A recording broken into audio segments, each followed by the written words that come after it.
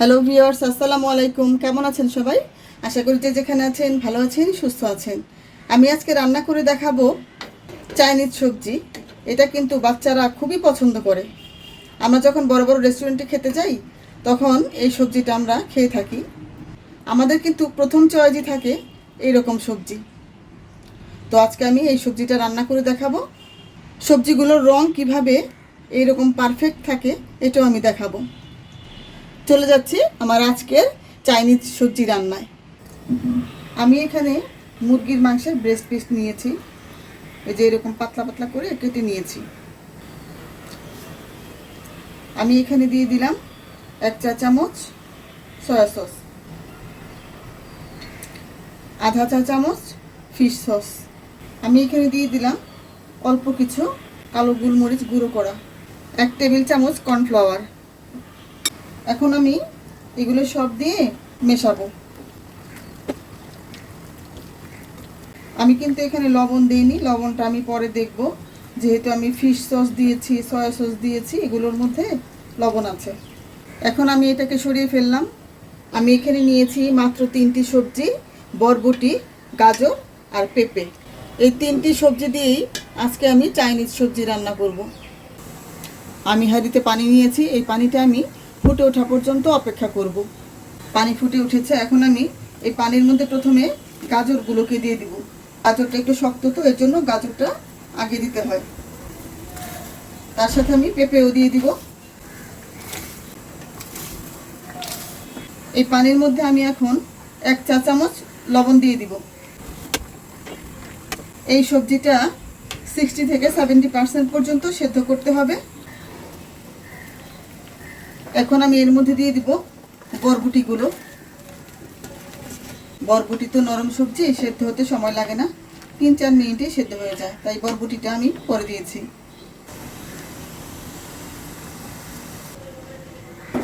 সবজিগুলো সেদ্ধ হয়ে গিয়েছে, এখন আমি এই সবগুলো সবজিকে তুলে নিব।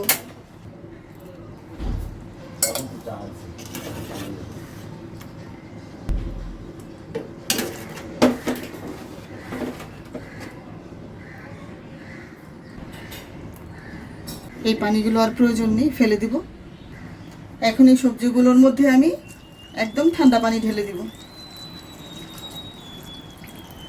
ঠান্ডা পানি দিয়ে বেশ কিছুক্ষণ ভিজিয়ে রাখবো, তাতে করে সবজিগুলোর কালার কিন্তু একদম ঠিক থাকবে।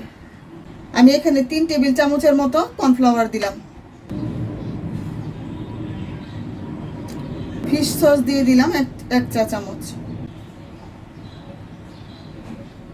2 চা চামচের মতো দিলাম সয়া সস।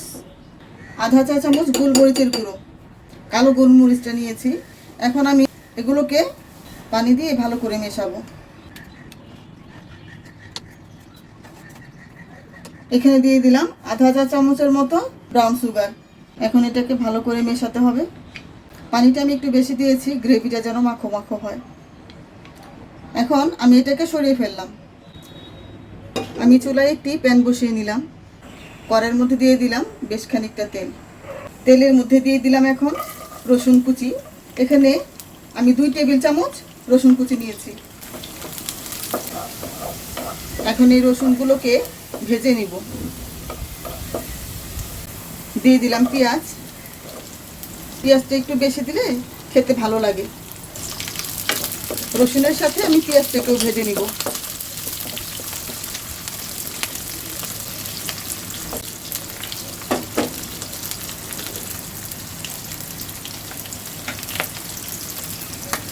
আমি কিন্তু সবজি যখন সেদ্ধ করেছি তখন লবণ দিয়েছি, এখন এখানে সামান্য একটু লবণ দিব।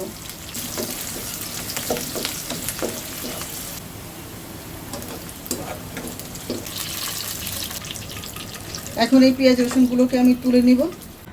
এখন এই তেলের মধ্যেই আমি ম্যারিনেট করা মাংসগুলো দিয়ে দিব।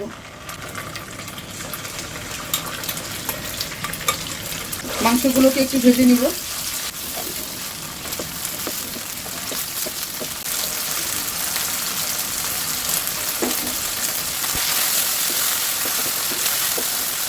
হয়ে গিয়েছে। এখন আমি পানি ঝরিয়ে রাখা সবজিগুলোকে দিয়ে দিলাম।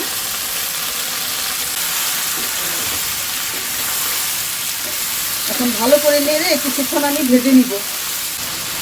এর মধ্যে আমি আমার ভেজে রাখা পেঁয়াজ এবং রসুন কুচিগুলো দিয়ে দিব।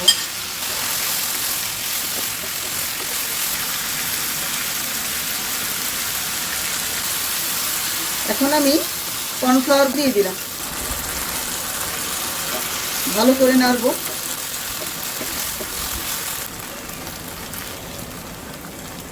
আপনারা গ্রেভিটা বেশি করতে চাইলে একটু পানি দিয়ে নেবেন।